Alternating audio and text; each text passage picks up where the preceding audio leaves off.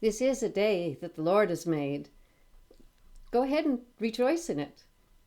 You'll find the day goes better because of that.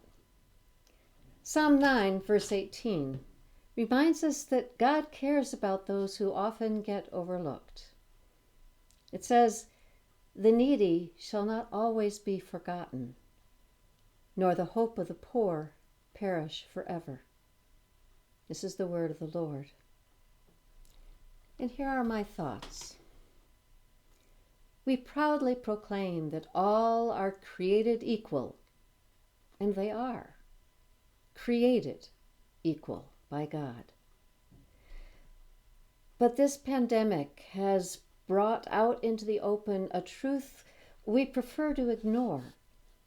Equality doesn't last much past birth, and that's on us, at least to a degree.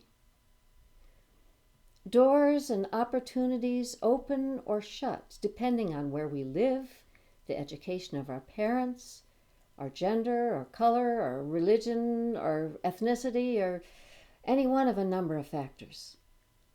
Our health is shaped by the food that's put before us on our table, and that certainly isn't equal. Poverty makes for a poor diet. So do food deserts, where convenience stores may be the only source of groceries. When a contagious, potentially deadly virus gets added to the mix, those and other problems leave some people more vulnerable than others. A virus spreads quickly where one home shelters multiple families or generations.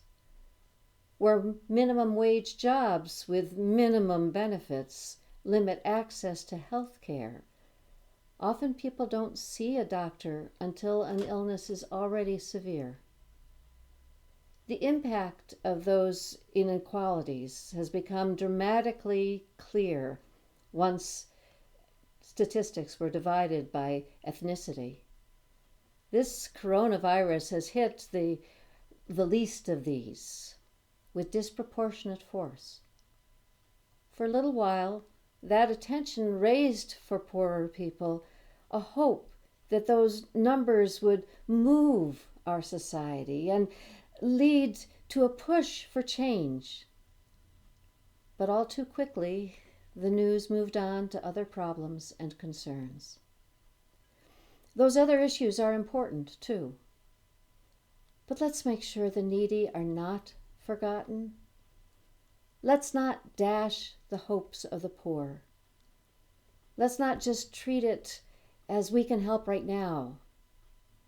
Let's keep the window of awareness open so that perhaps at least a breeze of change, if not a wind, can blow through. So be it.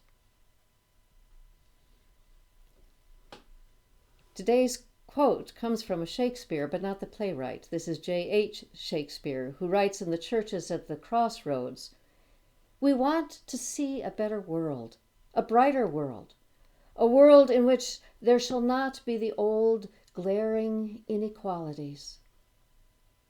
In the heart of every right-thinking person, there's something that responds to this note of hope." So, as I leave you for today, may you find in this day some green pastures and some still waters. And may you know the shepherd's care extends even beyond you to the least of these. The Lord bless you and keep you this day and always. Amen.